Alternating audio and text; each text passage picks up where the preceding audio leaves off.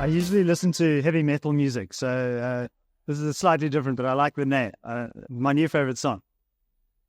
So this idea of state-proofing yourself is not my idea or the Free Market Foundation's idea. It was a term that was coined by the business group Ideological, which has done a lot of very interesting work and thought around this concept. So I just want to give due credit to them first. But the message that I want to convey to you today is that the South African state is failing. Whether or not it has completely failed, I'll leave that up to you to assess. Failure is a process, not necessarily an endpoint. And within this idea of the state failing, I think there's obviously a crisis associated with those myriad failures. The state has extended its tentacles into a vast number of areas in South Africa and has involved itself in people's private lives, its economic choices, and the consequence of state failure is very dramatic. However, there's also an opportunity there to rebuild and to craft a parallel set of institutions, ways of doing business, and to take advantage of what is essentially the retreating state. So let's just delve a little bit more deeply into the causes and the consequences of state failure. So the Free Market Foundation, which I represent, is a classical liberal organization. We believe in limited government. And Franz Cronier earlier today, he spoke about the state acting as a monopoly on legitimate violence, and that is one definition of the state. But in our conception of limited government, essentially the role and purpose of the state is to uphold and defend individual rights. It is to protect and maintain the rule of law. So that's the opposite of rule by man, so that the laws in the country and within the legal system are applied equally regardless of your power or status in society. And there are some other functions like protecting the sovereignty of the country. Upholding and protecting private property rights is also a critical necessity for the state to play, and adjudicating and resolving disputes. But the South African state is failing on almost all of those measures. It's failing to properly enforce private property rights. There are policy proposals such as expropriation without compensation, national health insurance, which are clear and objective violations of the private property rights framework. Private property rights, sort of like being pregnant. You can't be half pregnant. You can't have somewhat private property rights. You need all or nothing. The rule of law is also being undermined. The Judicial Services Council, or the JSC, was established to essentially bring the judiciary under the political oversight of the Minister of Justice. And the Judicial Services Commission, which elects jurists, is highly politicized and is often used to appoint politically pliant justices to the court. So there are some real and grave threats to the rule of law in South Africa, which the Free Market Foundation's Rule of Law project is trying to resist and to defend this idea of the rule of law.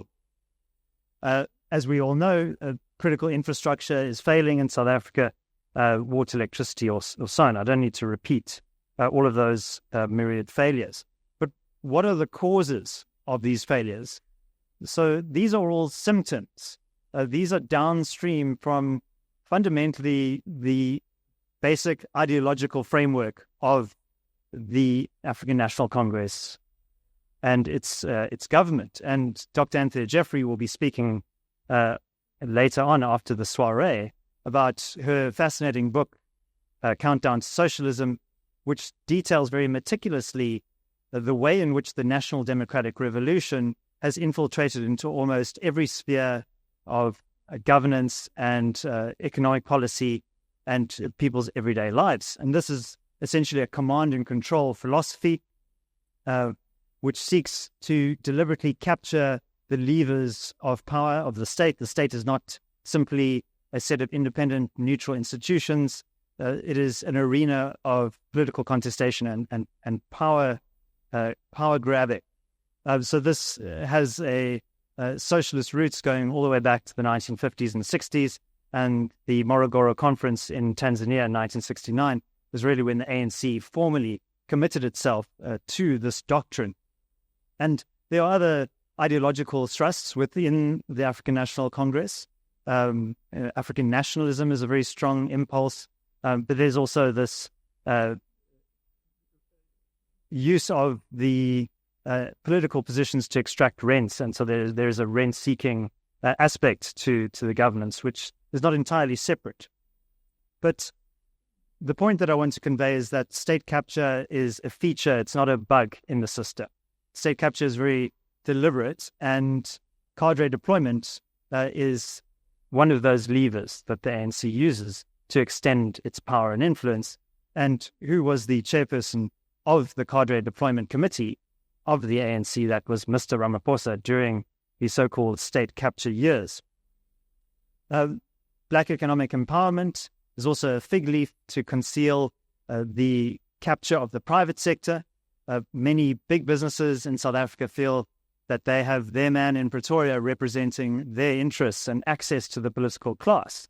But in fact, it is Pretoria's man in their boardroom, making sure that they comply with the rules and edicts of the dominant political power in the country. So cadre deployment, state capture, PE, these are all the pillars of the National Democratic Revolution, and I'll let Anthea explain that in more detail.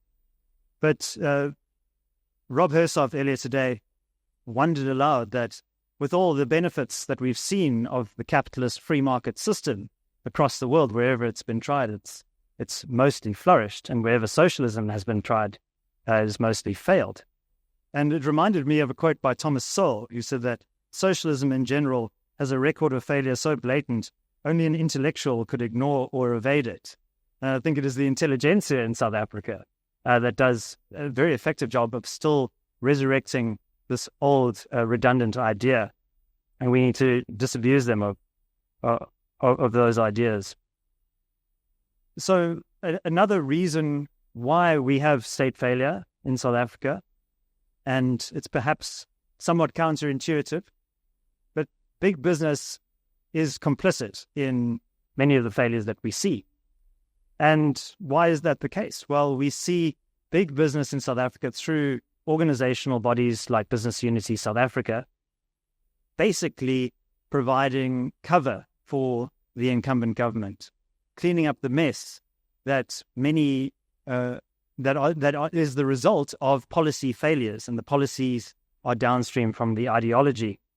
So BUSA and its co-convener Adrian Gore have recently very proudly announced the Resource Mobilization Fund, 170 million rand, which is being given to the government to assist with capacity building and technical skills.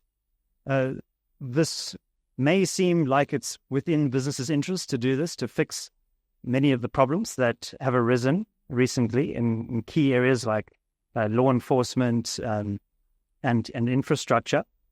But what this does effectively is give the ANC a free pass. And big business likes to say that it is apolitical, but in this sense, it is very much involved in the political process. That's not necessarily something to avoid at all costs. But if you are going to engage with government, don't do it in a naive way. Understand that you, as business, have bargaining power. You have resources, you have skills, and you can, instead of providing that support to the government, create alternatives, as many civil society organizations such as Solidarity has done. Solidarity have realized that there are many problems within the higher education system, for example. Technical skills training, vocational training has badly deteriorated. The disputes around language policy. So they've created Soltech, which is their own self-financed technical institution. So that is a good example of building power outside of the state. And I think big business needs to recognize its bargaining power, and demand policy concessions if it is to participate in these kind of roundtable partnership initiatives. So part of that is saying, okay, well, if you want help from us, then this is what we need. We need EWC off the table. We need NHI to be removed entirely. So, Mr. Gore very willingly participates in these public forums through BUSA, but NHI is still marching its way through the legislative process. So clearly there's a fallacy of access, that you think if I have a seat at the table, I can somehow influence the policy paradigm. But we haven't really seen that working out. So how to rescue South Africa from the current mess that it's in? Well, over the last 2 days, Alec has convened many of the political leaders from the opposition who have given very passionate accounts of their vision for an alternative in South Africa. And we as the Free Market Foundation, we're an apolitical organization, we're non-partisan, but we welcome the increase in political competition. And I think that the fragmentation that we're seeing in South African politics is a good thing. It creates quite a lot of noise and disorder in the system. But ultimately, I think it is part of the maturation process of South Africa's democracy. So the one way in which you can turn things around is vote the rascals out and get in a new government. But how likely is that? Does the political arithmetic add up? And I think the Moonshot Pact was so named because it is a bit of a long shot. So you cannot put all of your chips on red, as Phil Craig said. So there are other mechanisms constitutionally. What we as the Free Market Foundation would advocate is for a much more sincere engagement with the idea of federalism as an alternative to the current highly centralized system that we have in South Africa, where Pretoria calls the shots. My speech that Alec referred to was called "The Centre Cannot Hold," and it was referring to the speech by W.B. Yeats. Turning and turning in the widening gyre, the centre cannot hold. The anarchy is loosed upon the world. The best lack all conviction, and the worst are filled with passionate intensity.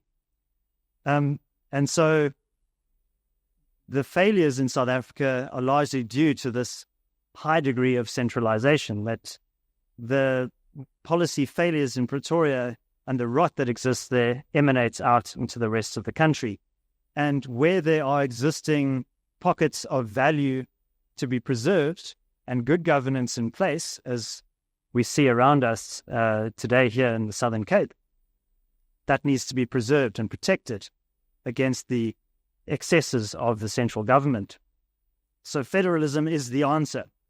But it's not going to just happen automatically. You need to push for it. You need to fight for it. And you need to embrace, and this is a message to the DA, bottom-up federalism. Stop waiting for permission and start acquiring powers and justifying that retrospectively.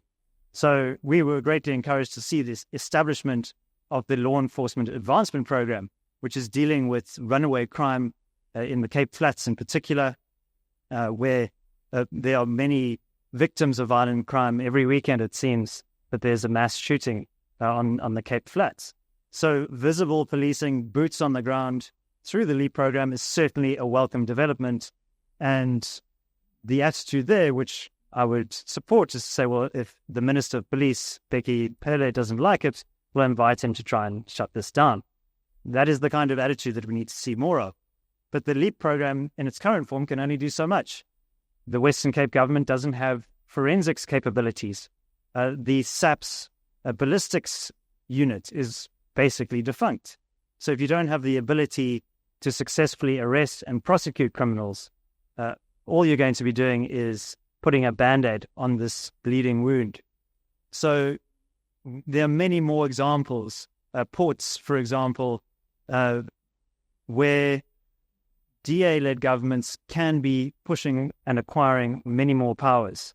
If you can't acquire the port in Cape Town, then I would suggest build another port somewhere else and say, this is our port. And once that process has been triggered, very difficult to reverse.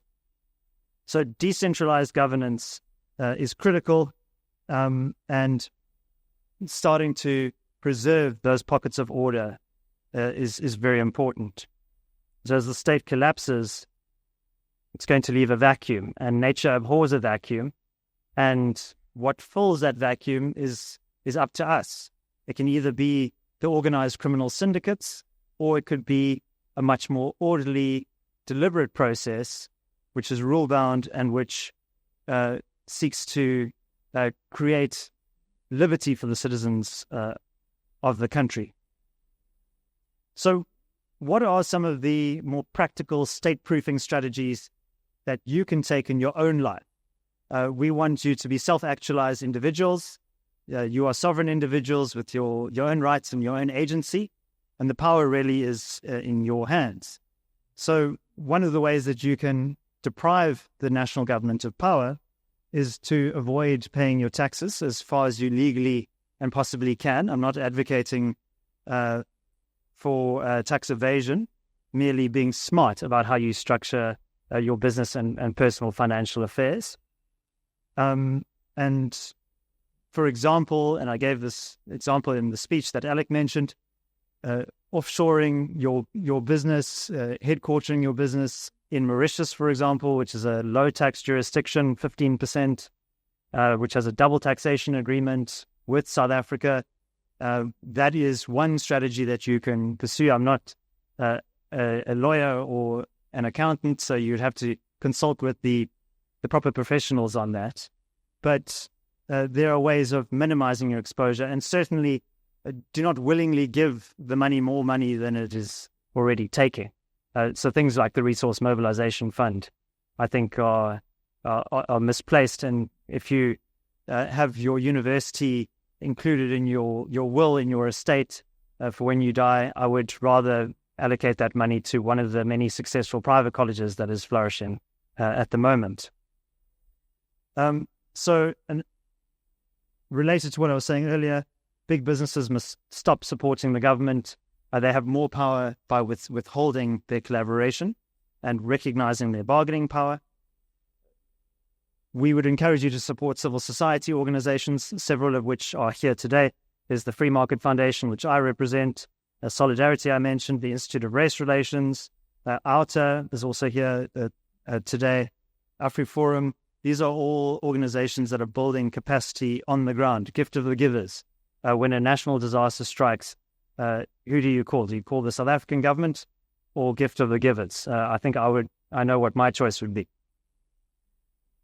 So another organization which I mentioned is Ideological, and their slogan is to provide scalable solutions to state failure.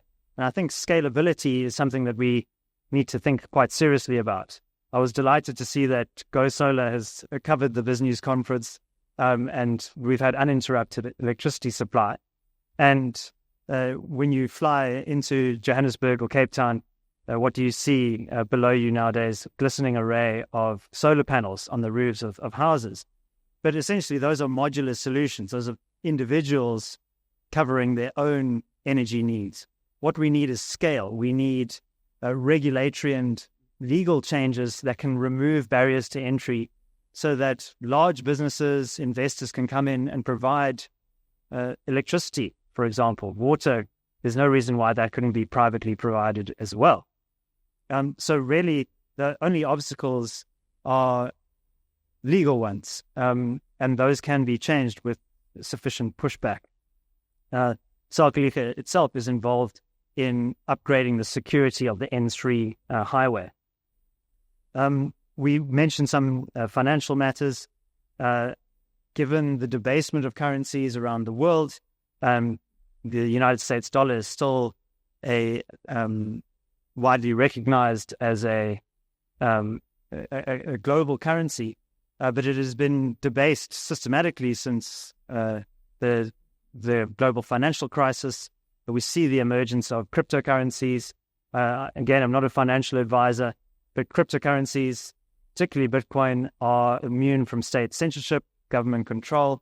It's a decentralized public ledger, and represents an alternative store of value the medium of exchange aspect still has a long way to go, but developments like Lightning Network and etc. will help to increase the liquidity of those markets. And we have seen Bitcoin ETFs coming on board. So the South African rand has been weakening precipitously for the last couple of decades. And essentially it's like having your savings as blocks of ice, and you've put all your blocks of ice in a bag and they're all melting because you're losing at least 6% of the value of your money every year. So diversifying yourself, spreading your risk, I think is what I would recommend, and spreading your geographic risk as well. Avoid concentration risk in South Africa. But the most important thing to avoid is defeatism. Government relies on our willingness to comply with its edicts in order to succeed. So allowing those failures of governance to persist and allowing hostile policies to destroy your business or your way of life is something worth resisting and something worth fighting for. But I would leave you with this message that there is no point of no return. We have seen many countries, for example, in Asia, in Eastern Europe, that have been under the iron boot of communism for decades. And once they unshackled themselves, once they broke free of those systems and embraced liberal free markets, they were able to flourish as societies. And so there is no point of no return, but it's not going to happen on its own. It needs coordinated effort. It needs scalable solutions to state failure. And it needs an understanding that the status quo simply isn't working and needs to be actively resisted.